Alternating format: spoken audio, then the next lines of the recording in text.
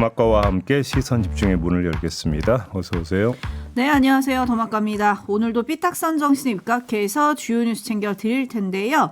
레디헤어님이 원숭이가 나무에서 떨어질 때가 있듯이 JB의 대법원 판결 예상 틀렸네요. 네, 틀렸습니다. 많은 분들이 틀리셨습니다. 그렇죠? 그 얘기를 좀 이따 합시다. 네, 그리고 양재성 님도 안심이 되려고 하다가 다시 불안해지고 안심이 되려다 다시 불안해지는 반복하는 시국입니다. 스트레스가 커서 살기 힘드네요 정말 이라고 보내주셨고 6873님 날씨가 쌀쌀하네요. 오늘도 속 답답한 뉴스만 있네요. 그래도 시선 집중 잘 들을게요 라고 보내주셨는데 뉴스를 바로 시작해야 될 것 같아요. 많은 분들이 이 분석과 이걸 어떻게 봐야 되냐 좀 궁금해하고 계셔가지고 들어갑시다. 네. 대법원이 어제 이재명 후보 공직선거법 위반 사건 상고심 판결을 이렇게 내렸는데요. 조희대 대법원장의 목소리 한번 들어보시죠. 다수 의견에 따라 다음과 같이 판결합니다. 원심 판결을 파기하고 사건을 서울고등법원에 완송한다. 네, 조희대 대법원장의 이 같은 주문 낭독 이후 약 30분 뒤에 한덕수 대행이 이렇게 선언합니다. 이것도 들어보시죠. 저는 우리가 직면한 위기를 극복하기 위해 제가 할 수 있는 일, 제가 해야 하는 일을 하고자 저의 직을 내려놓기로 최종 결정하였습니다. 네, 30분 시차를 두고 벌어진 두 개의 장면. 이건 정말 우연이겠죠? 그렇게 봐야 되는 거겠죠? 한덕수 대행이 대법원의 파기환송 판결을 미리 알고 사퇴 선언 시점을 바로 그 뒤로 잡았다. 이건 정말 아니겠죠? 그죠?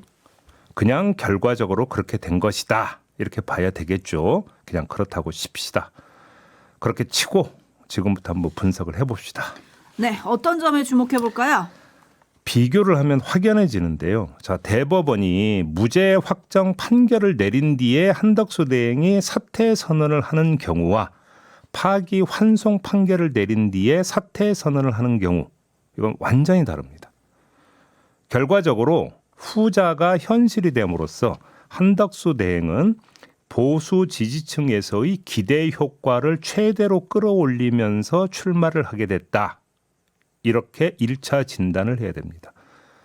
이재명 후보가 돌부리에 걸려 넘어질지 모른다는 기대감, 그리고 한덕수 대행이 승리를 가져올지도 모른다라는 기대감, 이런 것들을 끌어올리면서 출마 선언을 한다는 건데요. 이 기대감에는 대선 구도가 찬탄 대 반탄, 내란 대 민주 이런 단일 구도에서 반내란과 반이재명이 그러니까 복합적으로 얽혀 들어가는 복합 구도로 바뀔 거라고 하는 더 근본적인 기대가 깔려 있다. 이렇게 봐야 될 겁니다.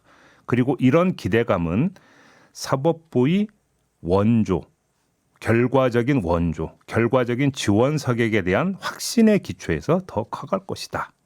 이렇게 말씀을 드려야 될 것 같습니다. 네, 사법부의 원조에 기대서 확신의 기초에서 더 커갈 것이다. 무슨 얘기인지 조금 더 풀어주셔야 될 것 같아요. 파기환송 결정이 내려짐으로써 서울고등법원은 판결을 다시 내려야 합니다. 문제는 그 판결 시점인데요. 질질 끌지 않고 초고속으로 판결을 할 가능성을 배제할 수가 없습니다. 대법원의 수장이 몸소 전원재판부로 사건을 올려서 초고속으로 판결을 내린 마당에 고등법원이 대법원 수장이 몸으로 보여준 이른바 원칙을 무시하기는 어렵기 때문일 겁니다. 그래서 고등법원의 파기환송심이 대선 투표일 전에 나오면 어떻게 되는 걸까요? 대법원이 유죄 취지로 파기환송했기 때문에 파기환송심의 판결이 유죄로 나올 가능성은 99.99%라고 봐야 됩니다. 그런데 이 판결이 대선 투표일 직전에 나오면 어떻게 되느냐라는 겁니다. 이재명 후보에게는 타격이 되고 한덕수 대행이 이때까지 후보직을 유지를 한다면 도움이 된다. 이건 너무나 그 수학도 아니고 산수 수준의 계산 아니겠습니까? 그래서 결과적으로 사법부의 원조, 지원 사격 이 얘기를 하게 되는 겁니다. 물론 파기환송심에서 모든 게 결정되는 건 아닙니다. 다시 대법원으로 올라가겠죠. 파기환송심에서 이재명 후보에 대해서 유죄 판결을 내리면 이재명 후보가 그걸 수용할 수가 없지 않습니까? 그러면 이번에는 이재명 후보 측에서 상고를 할 거라는 겁니다. 그러면 어떻게 되는 겁니까? 대법원이 이미 한 번 유죄 판단을 내렸기 때문에 초고속으로 판결을 내린다고 하더라도 절차에 걸리는 시간이 있습니다. 그래서 6월 3일 대선 투표일 전에 대법원 확정 판결까지 나올 가능성은 극히 희박하다. 이렇게 봐야 된다는 겁니다. 좀 더 구체적으로 볼까요? 형사소송법에 따른 계산인데 형사소송법 제365조에 따르면 피고인이 공판기일에 출정하지 아니할 때에는 다시 기일을 정하여야 한다. 그때도 출정하지 않으면 판결할 수 있지만 최소한 한 번은 공판기일을 미뤄야 한다. 이건 이제 파기환송심의 얘기겠죠. 여기에 며칠이 걸립니다. 형사소송법 제374조에 따르면 상고의 제기 기간은 7일로 한다고 되어 있습니다. 그러면 이재명 후보 측에서는 파기환송심이 나오면 바로 다음 날 상고를 하는 게 아니라 7일 꽉 채워서 상고를 한다고 한번 가정을 해봅시다. 또 소송기록 접수 통지를 받은 날로부터 계산되는 상고 이유서 제출 기간은 20일이다 이렇게 되어 있습니다. 그럼 이것만 해도 며칠이 걸립니까? 27일이 걸립니다. 따라서 6월 3일 대선 투표일 이전에 대법원의 재상고 선고가 나올 가능성은 거의 없다고 봐야 된다라는 겁니다. 그런데 이렇게 정리하고 나면 바로 이 점이 어제의 대법원 판결을 읽는 잣대가 돼버립니다. 대법원이 초고속으로 이재명 대표 선거법 사건에 대해서 선고를 내린 이유가 대선 이전의 불투명성을 제거하기 위함이라고 그냥 100번 양보해서 그렇게 이해를 해주자고요. 그러면 그게 완전히 정리가 되는 거냐가 아니라는 게 지금 나오잖아요. 바로 대법원이 조희대 대법원장이 아무리 용을 써도 대선 투표일 전에 사법적 문제를 최종 종결 처리할 가능성은 거의 없어요. 자, 이렇게 보면 어제의 파기환송 결정이 도대체 무슨 의미를 갖는 거냐? 이걸 되묻게 되는 겁니다. 네, 무슨 의미예요? 어차피 대선의 사법적 불확실성을 완전 제거해 주지도 못하는데 굳이 저렇게 해야 할 이유가 있느냐라는 겁니다. 결과론적으로 보면 딱 하나. 사법적 측면이 아니라 정치적 측면에서의 효과뿐 발견할 수 있는 건 이거밖에 없다라는 겁니다. 대선판을 흔든다는 점. 그 이상도 그 이하의 의미도 없다라는 겁니다. 결국 대법원이 그리고 조희대 대법원장이 정치 노름을 했다라는 얘기를 안 할 수가 없다는 겁니다. 그러면 조금 더 구체적으로 대선을 앞둔 정치권과 유권자층에는 어떤 영향을 줄까요? 이 점도 짚어야 될 것 자, 같은데요. 우선 야권 진보층부터 한번 봅시다. 결론부터 말씀을 드리면 대법원 판결이 진보층의 결속을 더 강화할 것이라고 저는 전망을 합니다. 대법원 판결 직후부터 쏟아져 나오는 반응을 종합하면 야권, 진보층은 이재명 흔들기 차원의 정치 개입으로 대법원 판결을 규정을 하고 있습니다. 인식이 이렇다면 더 결속할 수밖에 없습니다. 이제 과거 체포동의안 처리 때처럼 이른바 반명 세력이 내부 흔들기를 할 여지도 없습니다. 이미 통합형 선대위가 꾸려져 있는 상황 아니겠습니까? 그러면 진보층은 더 단단하게 결속할 것이다. 이렇게 정리를 해야 되는 거고요. 이번에는 보수층으로 갑시다. 제가 볼 때 보수층도 마찬가지일 거라고 봅니다. 아까 보수층의 기대감을 진단한 바 있는데 이 기대감은 이른바 전투 의지와 투표 참여 의욕을 더 키울 수 있을 겁니다. 보수층도 지금보다 더 결집될 가능성이 있다는 겁니다.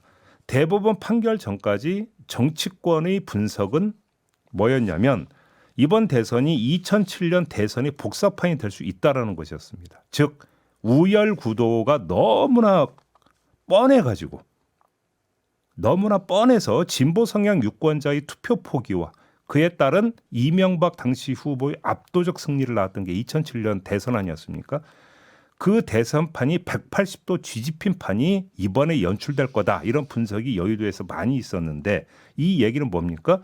보수 지지층이 투표 의욕을 잃을 가능성이 있다라는 것이었습니다. 여기에 깔려 있는 것은. 그런데 대법원 판결로 보수 지지층의 투표 이탈이 제동이 걸리고 오히려 결집을 불러올 수가 있다는 겁니다. 그렇게 된다면 대선이 다시 진영 대결 양상으로 전개될 가능성 있다고 봐야 되는 것이죠. 하지만 제가 볼 때는 거기까지다 이렇게 봅니다. 그럼 그 다음은요? 진영 대결이 이루어진다고 해서 지난 대선 때와 같은 소수점 차이 정도의 초박빙 대결상은 연출되지 않을 거라고 저는 보는데요. 자, 100번 양보해서 그럴 수 있다고 치죠. 그럼 그럴 수 있는 경우의 수는 뭘까요? 중도층이 대거 반내란, 반윤 대열에서 이탈을 해가지고 반 이재명 진영으로 옮겨가는 경우 딱 이 하나의 경우에만 진영 대결이 초박빙 양상으로 전개된다라는 것으로 연결이 됩니다. 그런데 과연 그러겠느냐라는 겁니다. 대선 구도가 반내란, 반 이재명으로 복합화된다고 해서 중도층이 압도적으로 반내란보다 반 이재명을 선택한다고 볼 근거는 현재로서는 없습니다. 오히려 지금까지의 각종 여론조사를 보면은 중도층의 반내란, 반윤석열 정서는 강하고 일관됐었습니다. 그래서 이런 말씀을 드리는 겁니다. 자, 그리고 마지막으로 살펴야 될 게 있습니다. 대선 이후인데요. 만약에 이재명 후보가 대통령이 된다고 한번 가정을 해봅시다. 그럼에도 불구하고 대법원이 심리와 판결을 강행할 가능성, 이걸 검토를 해야 되는 건데요. 현직 대통령의 형사상 불소추 특권에서 대통령이 되기 이전의 재판은 어떻게 되느냐라고 하는 문제, 이것을 두고 대법원이 이전 재판은 예외라고 밀어붙이는 경우를 한번 검토를 해보자라는 겁니다. 그럼 어떻게 되느냐라는 거죠. 자, 그러면 이재명 후보 측은 바로 대통령직을 잃을까요? 그건 아닐 겁니다. 왜? 대법원이 정말 그렇게 나온다면 당연히 어디로 가겠습니까? 헌법재판소로 가게 될 겁니다. 권한쟁의 심판 청구에 바로 들어갈 가능성이 높다고 봐야 되겠죠. 그러니까 대법원의 판단에 대한 헌법재판소의 판단이 내려지는 상황이 연출이 되는 겁니다. 이게 뭐가 되는 겁니까? 대법원이 헌법재판소의 판단을 받는 이 상황, 이거를 대법원 스스로는 어떻게, 그리고 조희대 대법원장은 어떤 심경으로 받아들일까도 한번 검토를 해봐야 되지 않겠습니까? 좋아할까요? 좋아할 거라고 생각하십니까? 제가 볼 때는 별로 좋아할 것 같지가 않습니다. 네, 어제 이 판결만으로도 여러분이 많이 혼란을 하셨을 텐데 어젯밤에 이제 권한대행의 대행이 사표를 내고 다시 대대행이 등장하는 초유의 상황이 벌어졌습니다. 결국은 이주호 사회부총리 겸 교육부 장관이 지금 이제 대통령 권한대행으로서 임무를 시작을 했는데 이건 지금 어떻게 봐야 됩니까? 일단 먼저 이걸 정리를 해야 되는데요. 자, 최상목 경제부총리에 대한 탄핵소추안 처리를 시도를 했어요. 어제 네. 그러니까 최상목 부총리가 사의를 표명을 했고요.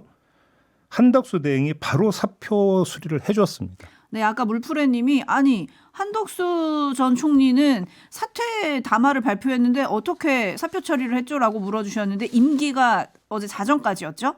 그러니까 어제 자정, 오늘 0시까지가 네. 임기였기 때문에 그 임기 종료를 1시간 정도 남겨두고 마지막 권한을 행사한 거다. 네. 사표 수리해 주는 걸로. 자, 이렇게 됐다라는 겁니다. 그거는 그래서 어떻게 사퇴 선언한 그 대행이 어떻게 사표 수리를 해줄 수 있지? 이거는 그냥 이렇게 정리하면 되는 문제다라는 네네. 것이 되는 거고요. 자, 그러면 일단 여기서 이걸 봐야 되는 거죠. 그럼 민주당은 왜 최상목 탄핵소추안을 밀어붙였는가?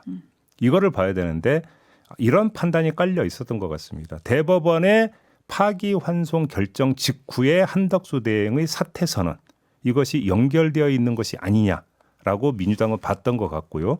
그렇게 놓고 본다면 그것의 어떤 보완 체계에서 나타나는 최상목 대행 체제가 다시 나타나는 것을 인정할 수 없다라고 하는 이런 정치적 판단이 깔려 있으면서 탄핵소추안 처리를 밀어붙였던 것 아니냐. 일단 이렇게 해석을 할 수 있는 것 같고 그거에 대해서 대응하는 차원에서 바로 사표를 제출하고 사표를 수리했다. 이렇게 봐야 되는 것이겠죠. 네, 적토마님이 두 사람 캠프에서 만나겠네요라고 올려주셨는데 뭐 어떻게 될지는 지켜봐야 될 것 같고 근데 이제 이주호 권한대행 체제가 되는 거잖아요. 네. 네. 뭐 이건 어떻게 뭐 문제 없는 겁니까? 그러니까 어떻게 되는 문제는 겁니까? 이주호 그 대행의 업무 능력이니 권한이니 이런 것들을 따지기 전에 한덕수 대행 지금 이제 끝났죠. 이제 대행 아니죠. 영시가 지났으니까 네. 이제 그 전 총리가 되는 겁니다. 총리 없어요. 그다음에 경제부총리도 없어요. 조금 전에 그 뉴스에서 들으셨습니까? 국무위원회 성원 문제가 발생합니다. 국무회의에 성원 문제가 당장 발생하는데 지금 한 명이 모자란다는 지금 이야기가 나오고 있습니다. 그러면 이주호 대행 체제에서의 국무회의가 지금 제대로 진행이 될 수 있느냐 문제부터 지금 따져봐야 되는 문제가 발생을 한다라는 겁니다. 성원이 15명인데 14명이다. 지금 이런 이야기가 나오고 있는 거 아니겠습니까? 그러면 어떻게 되는 거냐? 한 달 동안 국정은 올스톱 될 수도 있다. 이런 얘기로 연결이 될 수가 있는 겁니다. 이럴 두고 지금 정치권에서는 뭐 내탁 공방이라고 해야 할까요? 권성동 원내대표가 동네 건달 정치이고 양아치 정치다. 민주당이 이제 최상목 탄핵안 표결을 시도하는 거에 대해서 정말 국민을 의식하지 않는, 국민을 무시하는 형편없는, 이건 정치도 아니다. 이렇게 민주당을 맹 비난을 했거든요. 자, 그러면 다시 이제 근원적으로 여기서부터 따져 들어가야 되는 거죠. 한덕수 대행의 그러면 사퇴 선언은 또 어떻게 평가를 해야 되는 것이냐. 그렇게 국정의 중요성을 제기를 한다면 이 문제부터 다시 따져봐야 되는 거 아니겠습니까? 제가 볼 때는 평행선이다. 이렇게 봐야 될 것 같은데요. 네, 뭐 여기에 대한 입장은 잠시 후 2부와 3부에서 민주당 의원 그리고 국민의힘 의원 각각 연결해서 좀 들어보도록 하고, 어제 있었던 대법원 판결과 그 모든 뉴스에 대한 촌철님들의 반응을 좀 전해드리겠습니다. 9743님 제2비의 분석을 쭉 들으시고 이렇게 보내주셨어요. 100번 양보를 너무 많이 해야 하네요. 예측하기가 두렵습니다. 라고 보내주셨고, 목성님 법으로 사회 질서를 유지해야 할 기관이 더 혼란하게 만든 거 아닙니까? 라고 보내주셨고, 아이비님 날마다 핵폭탄급 뉴스가 나오니 국민들 너무 힘들어요. 이 나라에서 살아가려면 도대체 국민이 알아야 할 게 어디까지입니까? 너무 많습니다. 머리가 아파요. 저는 그 예측 실패했습니다. 예측을 하면서 이런 말씀을 드렸었습니다. 파기환송은 가장 나쁜 경우의 수다. 왜 그러냐면 대선을 앞둔 상황에서 너무나 혼란을 극대화시켜버리기 때문에 가장 나쁜 경우의 수다라고 말씀을 드렸습니다. 그래서 대법원이 그런 판단은 안 할 것이라고 생각을 했습니다. 근데 정반대로 나왔습니다. 그렇죠. 그러면 대법원은 파기환송 결정을 내림으로써 초래될 이후의 전국 상황에 대한 고려를 안 했겠습니까? 안 했을까요? 그냥 우리는 오로지 어떤 그 법률적 측면만 본다 이렇게 봐야 되는 겁니까? 법률 기계입니까 대법원이? 그렇죠. 그러면 저는 다시 한번 대법원 그리고 대법원장한테 되물어보고 싶은 게요. 그렇게 해서 어제의 파기환송 결정이 그래서 어떤 상황을 정리했고 무엇에 도움이 되는 걸 한번 다시 한번 되묻는 겁니다. 미안하지만 다시 한번 100번 양보하겠는데요. 100번 양보해서 그게 상황을 정리하고 상황을 종결하는 판결이라면 그렇다고 치겠습니다. 근데 아니잖아요. 아까도 말씀을 드렸잖아요. 6월 3일이 되기 전에 그렇다고 해서 이 사건에 대한 사법적 판단이 완전 종결이 불가능하다니까요. 그럼 오히려 혼란만 더 키우는 거잖아요. 그럴 거면은 굳이 소부로 넘어갔던 것을 전원 합의체로 다시 돌려버리고 초고속으로 가져갈 이유가 뭐가 있느냐라는 거예요. 거듭 되묻는 거지만. 네, 박종진 님이 미국에 살고 있습니다. 이곳이나 고국이나 참 어이가 없네요. 라고 보내주셨고, 푸른달님은 지기현 판사의 결정을 너무 이해하기 힘들었는데 뭔가 종합 설계가 되어 있다는 느낌을 지울 수가 없습니다. 지니어스 님도 사법개혁이 필연이라고 생각합니다. 뭐 요런 의견들 보내주셨고, 그리고 아까 제이비가 이제 국무회의에 성원 요건이 어떻게 되는 거냐 논란이 있다 이런 얘기를 했는데 네. 지금 정부 측에 나오는 거는 꼭 국무위원 15명을 요건으로 채우지 않더라도 대통령 영상 개의 요건이 11명만 넘기면 국무회의를 열 수 있다. 2009년에 이명박 정부 당시에 국무위원이 뭐 14명이 된 사례가 있었다. 그래서 당장 국무회의가 마비가 되진 않을 거다. 뭐 이런 입장을 어제 내놓기도 했었거든요. 그래요? 하지만 논란은 있다. 그러니까 차라리 네. 저는 그 정부 스스로 내놨던 그 입장이 맞기를 바랍니다. 왜? 국정이 운영이 돼야 되잖아요. 돼야죠. 당장 어제 그 합의로 그나마 그 추경안 처리가 됐잖아요. 네. 그럼 오늘 심의 의결해서 확정해야 되거든요. 만약에 안 되면 어떻게 되겠습니까? 아 근데 그보다 지금 미국과의 통상은 어떻게 할 거예요? 그렇게 따지고 들어가면 끝이 없다니까요. 그러니까. 네, 김민아님 도대체 이해가 안 됩니다. 맡았던 국무총리 역할도 제대로 수행하지 못한 사람이 더 큰 책임을 진다고 대선에 나온다는 게 말이 되나요? 라고 물어주셨는데 뭐 이에 대한 답은 오늘 한덕수 전 총리가 그 출마 선언을 하면서 뭔가 뭐 국민에게 말을 하겠죠. 그러겠죠. 네, 자, 일단 JB타임즈는 이렇게 마무리하겠습니다. 담화가 수고하셨고요. 고맙습니다.